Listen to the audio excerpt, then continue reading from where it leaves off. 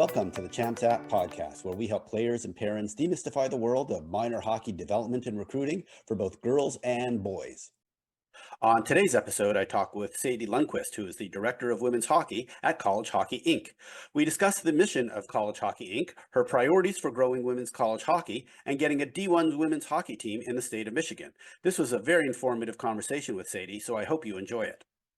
Before we get to this amazing episode, I wanted to give you an update on Champs App. We continue to make enhancements to Champs App, and this year we will be adding some amazing new features to help with your hockey journey. Champs App is a digital hockey network. With Champs App, you can create a beautiful free hockey resume. Whether you are a hockey player, team coach, development coach, parent, or advisor or agent, you can create a personalized profile that fits your role in the hockey community. Once your free profile is created, you can connect with team coaches, development coaches, parents, and players. No matter your role, you can now add key contacts to show everyone who the key folks are that you work with you, or are helping you out. It's like the LinkedIn for hockey. If you are a player, when you connect with coaches, they will receive automatic updates when you change your profile, add game video, or alert them to upcoming games on your schedule. Just go to www.champs.app and click the sign up button to start your profile. You can check out the full list of the NCAA coaches using Champs App by clicking on the links in the show notes. We also have more exciting features coming soon to help you get noticed in time for the upcoming recruiting and training season. Now, let's get to this amazing episode. I'm very excited to have on the podcast Sadie Lundquist, who is the newly appointed Director of Women's Hockey at College Hockey Inc. Originally from Cloquet, Minnesota, Sadie played Minnesota high school hockey before attending Bemidji State, where she played for 4 seasons and was a team captain. After graduation, she worked for the Minnesota Wild and played for the Minnesota Whitecaps in the NWHL. Last month, she was named as the first Director of Women's Hockey at CHI. Welcome to the podcast, Sadie. Awesome. Thank you, Ray. Appreciate you having me. Hey, great to have you. Why don't we start you off like we do all of our guests, telling us about growing up playing hockey in Minnesota. I hear they play hockey in Minnesota, so maybe just tell us what it was like and how you ended up playing college hockey. Yeah. I mean, I love Minnesota Minnesota hockey.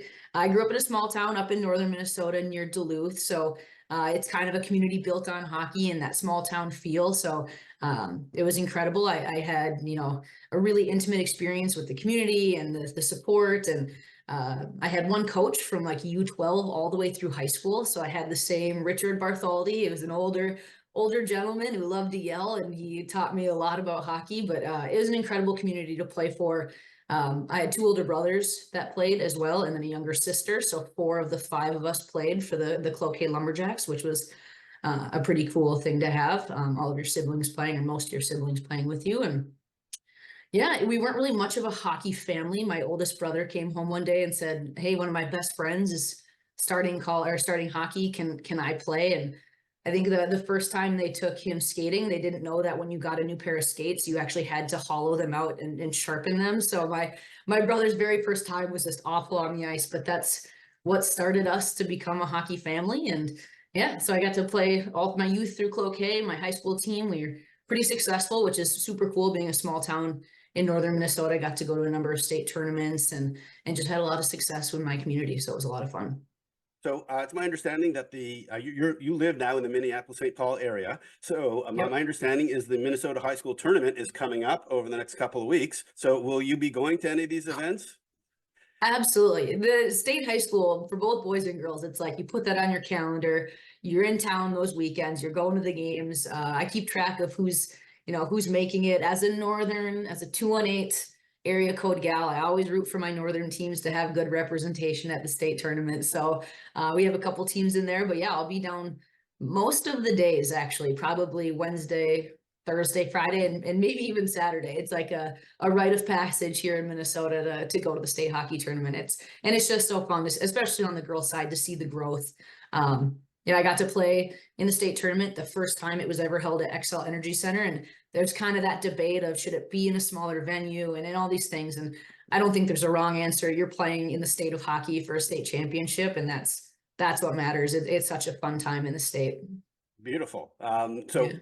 What I want to understand is that obviously you played in the tournament yourself, and you're a pretty offensive player. So how did you become such a good goal scorer and just general, strong forward that you led the team in scoring in your second year in college? Yeah, I would argue I played with a lot better goal scorers than myself. Some more natural goal scorers. I'd like to think that I'm just too competitive to not to try to score. I just like competitive to a fault. That is just to me at the core. So yeah, I just think that I worked hard too. I'm not gonna say that I wasn't, a student of the game and always pushing myself. And I had coaches who pushed me, and my dad built a rink on the side of our house growing up. So got to play a lot of outdoor hockey with my friends. Even some of the kids from the neighborhood who didn't play hockey growing up found themselves on that rink on the side of our house. So it was a lot of fun. But I'm just an incredibly competitive person, as most people are who play college hockey, right? And that desire to win and that desire to help your team, just in the process, hopefully you put a couple pucks in the net. Very nice. All right. So how did you end up at Bemidji State? How did you get recruited? What was that process like? Yeah, and getting recruited, it's a great question because it's so different for each player, even though there's this process and this timeline in place. I found a funny story. I went out to Lake Placid for one of those USA development programs in high school. I remember on the flight home, there was some other girls on my flight, and it was the day that you could start getting calls from colleges. And I remember the girl next to me got a call. And like to this day, I can feel like my heart sink to be like, am I not on the right trajectory? Am I not doing the right things to make sure I'm in that position to be where I need to be? And that's kind of what we can talk about later with College Hockey Inc. and how we want to help that process for prospects. But later that day, I did get some calls. So I was really fortunate that I had some schools reach out. They were interested in me.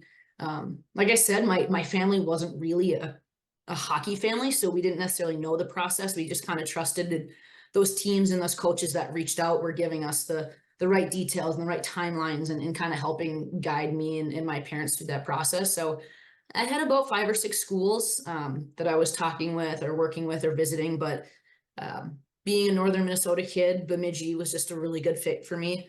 Size wise, my family could watch me play. I wanted to be in the WCHA, and I knew I would be able to play right when I got to Bemidji. I wanted to try to come in and be an impact player right away. So that was a big part of what drew me there. But incredible coaching staff, great community.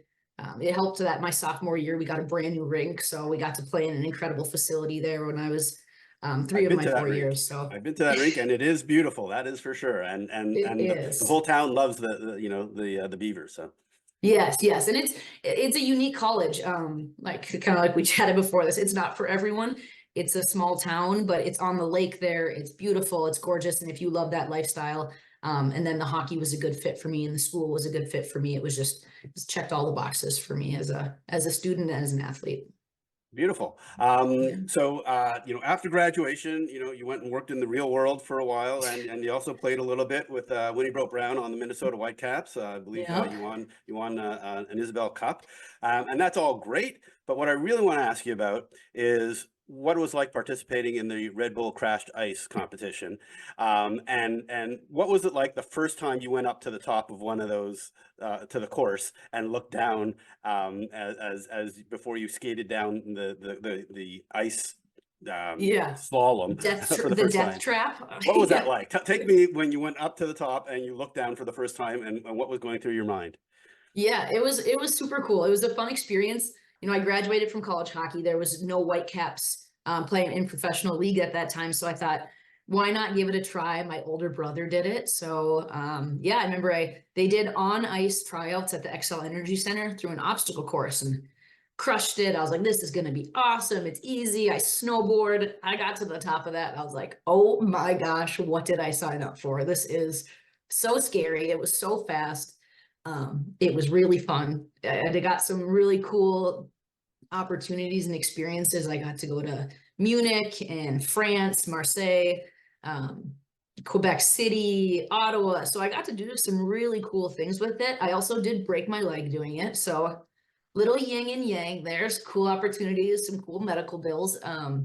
But it was a really cool experience. I think we go back, to that competitive comment. It filled that need to compete and be a part of something. So it was a really great little time of my life. But then the Whitecaps entered the NWHL, and I easily hung those up to get back on flat ice. We'll put it that way.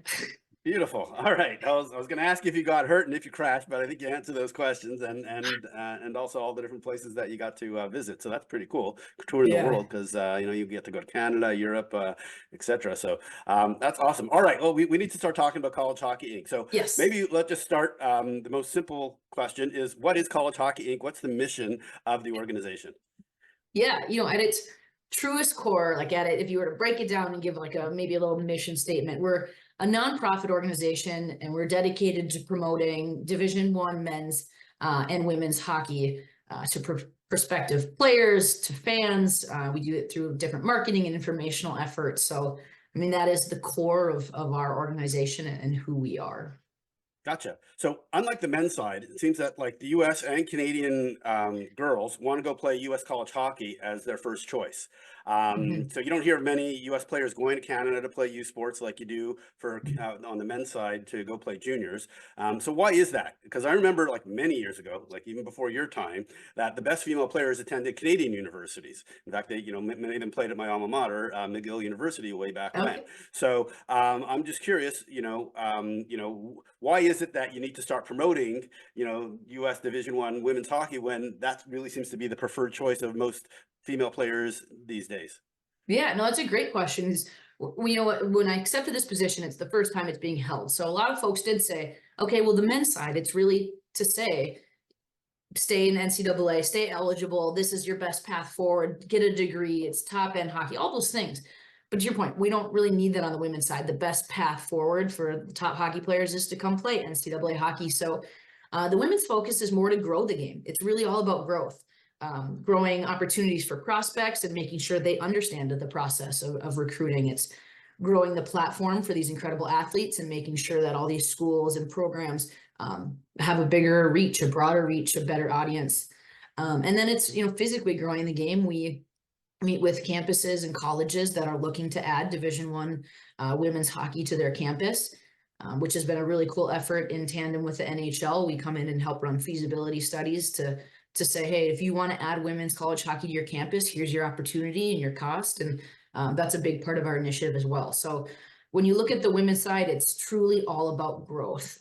There's those different pillars of growth that we focus on throughout that life cycle of women's hockey. The really exciting thing now is the PWHL. And how can we use college hockey as that growth proponent to go to the PWHL? So it's just a really fun time in women's college hockey. There's a lot of momentum, but there's still a lot of opportunities for growth and to make sure that we're giving these incredible athletes the biggest and best and most broad platform that we can. Great. So you touched on two key topics, two different roads I'm that way I ahead want of to you. go down. I'm going to go down the one that almost everybody wants to ask about. So Delaware is getting their Yeah. first D1 team starting in 2025, and Yep. yet Michigan, which has got many, many, many men's D1 team, still does not have a single women's team. Where are you at Yes. with getting 5 or 6 Michigan schools to add women's hockey? Come Five on, or you've been six. on this Let's job start a with month. one. People want answers. I know, it is funny. I'm 1 month in, and I'm like, this is the biggest topic.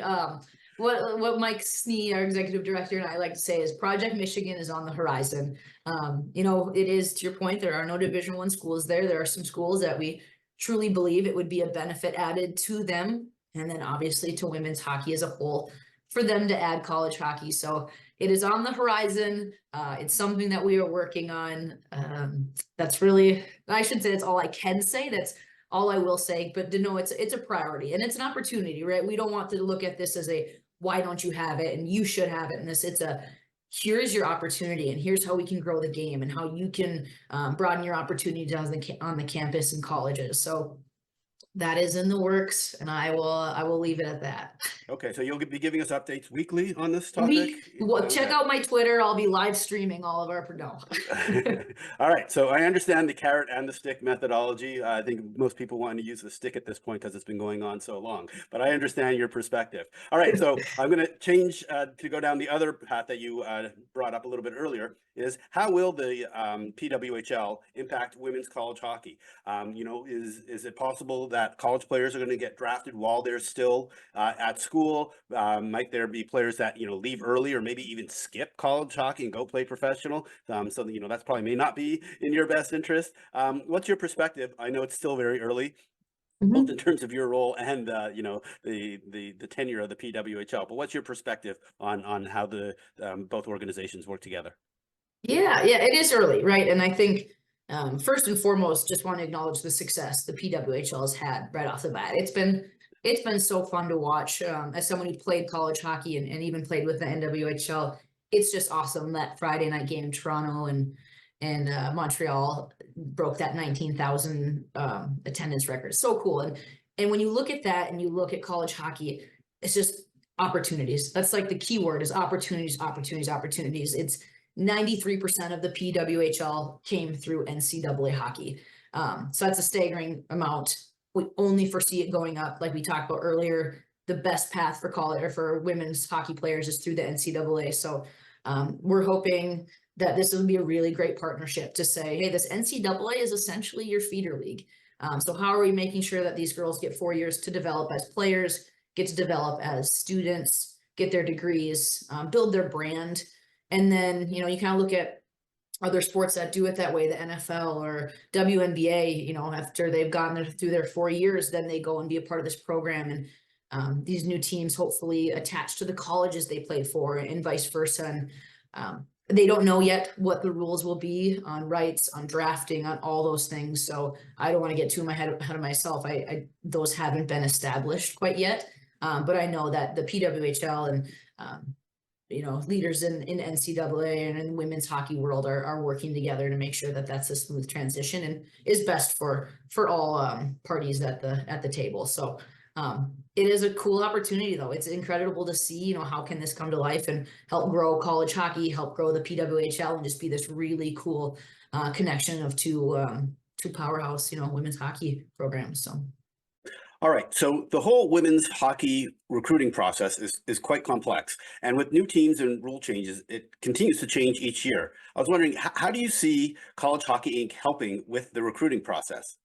College Hockey Inc., what we're doing here, and this is one of my first initiatives that I'm working on, is actually compiling a research project on Division I and Division III commits to say, here's the data, right? Here is the when kids are committing, here's their process, here are the key dates and timelines that you should expect as someone who is either hearing from coaches or someone who's wanting to put yourself out there. And this project is going to be super informative to say, we've seen in the past kids committing early and these, verbal commitments, and those are great. I don't think those will ever go away, but entirely. But what we want to do is to say, here's the average age that girls commit. Here's the average process. Here are the things that you can expect when you are being recruited, because every recruitment story is different, right? I know there are your rules and your regulations on dates, but what we're trying to provide is this just core basis of knowing what you should be doing, how you should be reaching out, how to stay eligible, clearinghouse and grades and all those things. But we also want it to be in that frame of mind that you don't always have to be going to every camp and paying for all these, extensive travel trips or whatnot. Each process is different. And as long as you're being proactive and forward thinking about reaching out when you're eligible and when you're able, we're hoping that this research provides peace of mind and opportunity for girls to really understand that process. So like I said, this is something I'm just starting. I'm about a month in and kicking it off here in the next few weeks, but working with coaches and ADs and other key people in the women's hockey landscape to say, what are the things that you're talking with your recruits about? What are the things that you expect or look for that we can, again, weave into this project and make sure it's just a really unbiased and really general resource for kids who are looking to play at the next level. All right. So, one of the things that's really become popular over the last few years, especially with COVID, has been the transfer portal. So, as players are considering women's college hockey and which teams to go to, what's College Hockey Inc.'s perspective on the pros and cons of having a lot of flexibility for players due to the transfer portal? Is that helping? Is that hurting? Because a lot of people's perspective is that the rich are getting richer while the kind of lower ranked teams are losing some of their top players. Yeah, the transfer portal, to your point, you could really argue both sides of it. I don't know that at College Hockey Inc. we necessarily have a say one way or the other. There are pros and cons based on each individual and on each teams. I think it's a great opportunity for kids who do go into a school and maybe think this isn't the fit that I was looking for, whether it is academic or on ice. So we do like those opportunities. I do like those opportunities for kids to be able to find the right fit for them, right? As coaches want to bring in the right athletes, that athlete needs to feel like it's the right fit.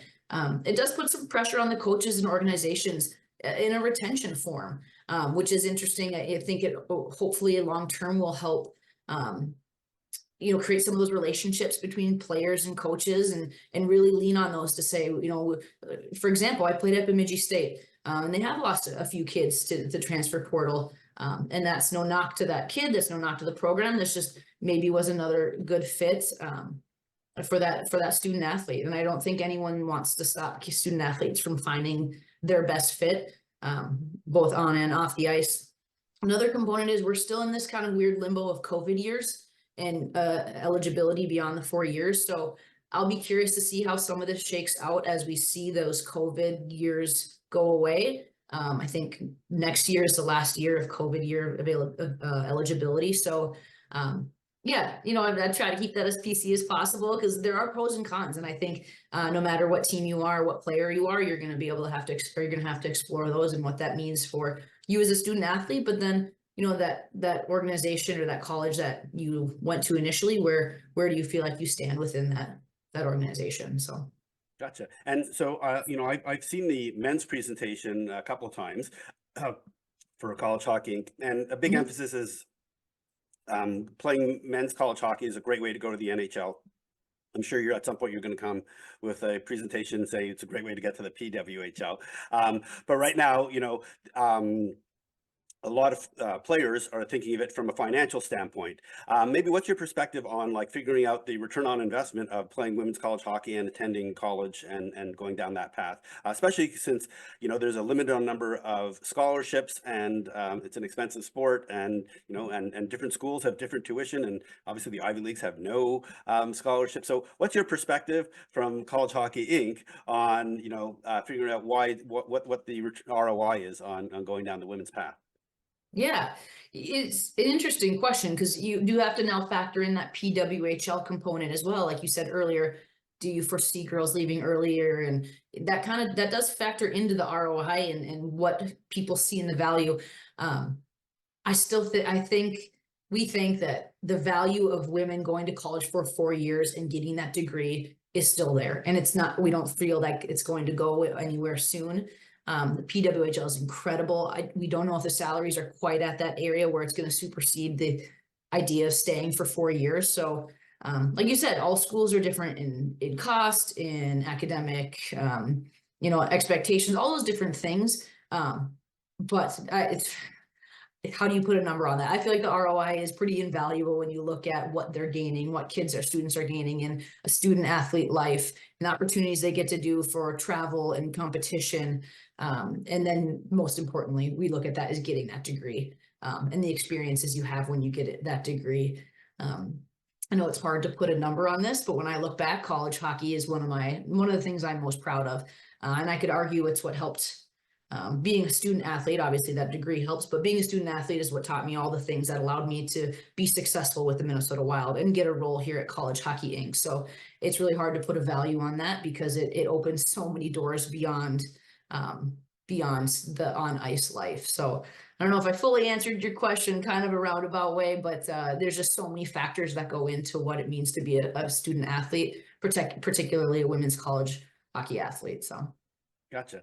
All right. So when you're interviewing for the role that you ended up taking at College Hockey Inc., they probably asked you, what do you think the two or three biggest opportunities are for an organization like College Hockey Inc.? So what was your answer to those questions when they were asking you that for during the interview process? Yeah, and this, gosh, it might feel like a cop out, or some people might say, "Oh, this isn't achievable." But you look at Caitlin Clark and what she's done to the women's college basketball landscape, and it's how do we find ways to replicate that success?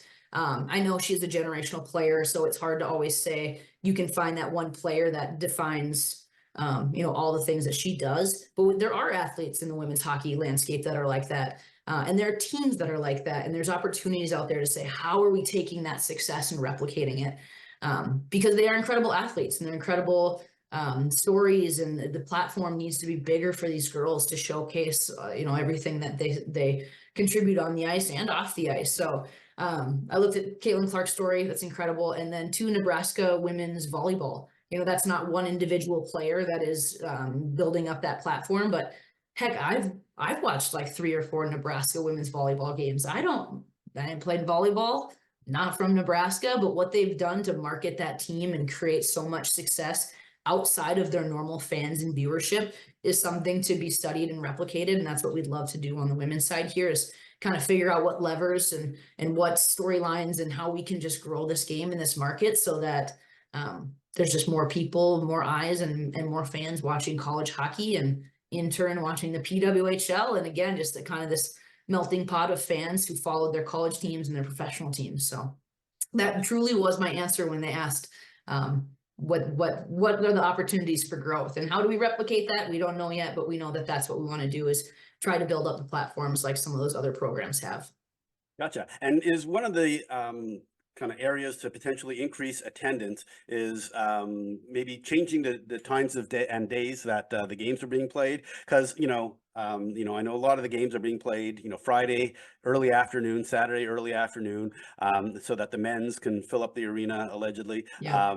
at Friday night and Saturday night. Maybe there is an opportunity playing, either in the evenings or, other, having offsetting schedules so that the men's team and the women's team aren't playing at the same location at the same time, so that you can get more butts in the stand, watching the games in the evenings, because, having a few hundred versus, 1,000 or 2,000 is a big difference in terms of the energy in the arena. Absolutely, yeah. Full transparency, we haven't talked about that as much, the scheduling component in terms of with the men's, as we've talked about more, is how are we getting our game into other markets? Do we look at something like the icebreakers and start bringing in other schools so that there's just more of eyes on these schools out of market? How do we maybe take a game with 2 teams that are heavily Canadian and go take it up to BC and play it up in a local BC mountain town, where now you're going to have this new inspiration of young girls in that community playing. So, so much of what we want to do is grow the women's game, but with that, we want to connect with communities so that the bottom of the funnel is being built as well, so that we are inspiring those 8-year-olds and 10-year-olds to stay in the game, or even to join the game and pay dividends in the future, that we have more girls across the country, across the globe playing women's hockey. So I'll take a note on that one. I'll write the times and the scheduling down, because I'm with you. We did some home and homes with the men where we played at 3 o'clock on a Friday, and we had maybe about 15 to 20 diehard little girls who would come to our games. They were like our super fans, and their parents had to make a decision to pull them out of school on a Friday if they wanted to come to our game. So that's certainly an area that we can focus on, but a lot of our talks have been on bringing it to new markets and finding new fans and showcasing this, and hoping that that community latches on to one of these teams and finds success to grow their youth community as well. Gotcha. Okay. So I'm going to start kind of wrapping this up, but what are the Sure. 2 or 3 early successes you hope to have that people can recognize in your new role? What are things that people should be can look forward to in 2024 that's going to be new as a result of your being in this new role? Yeah, so we are working on a couple of research projects that I'm really excited. One is going to be goalie specific. We're looking at Division 1, and eventually we'll probably introduce some Division 3 goalie research to say, where are they coming from? How are we making sure those communities continue to grow that goalie game? But also looking at USA Hockey and saying, hey, across the United States, how are we growing the idea that this goalie is this all important position and growing our numbers and growing our success across Division 1 and 3. So that's going to be a super interesting project. I'm excited to see what we pull out of that. Like I said, we'll also be doing a really big project here on overall women's Division 1 and 3 landscape, NCAA recruiting.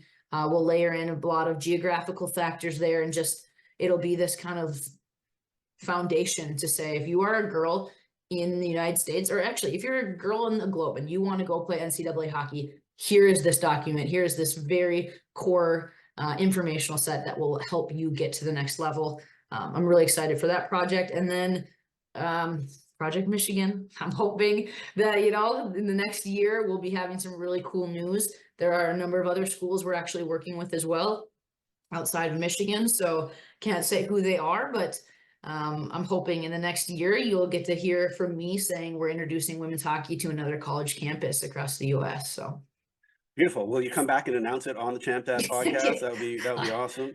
Absolutely. Okay, beautiful. Well, I really want to thank you so much for joining me on the podcast. Is there anything else about College Hockey Inc. That we need to know? Like, are you going to be going on tour? Are you going to be doing a presentation? Are you going to be going around to like showcases or events to spread the word about CHI?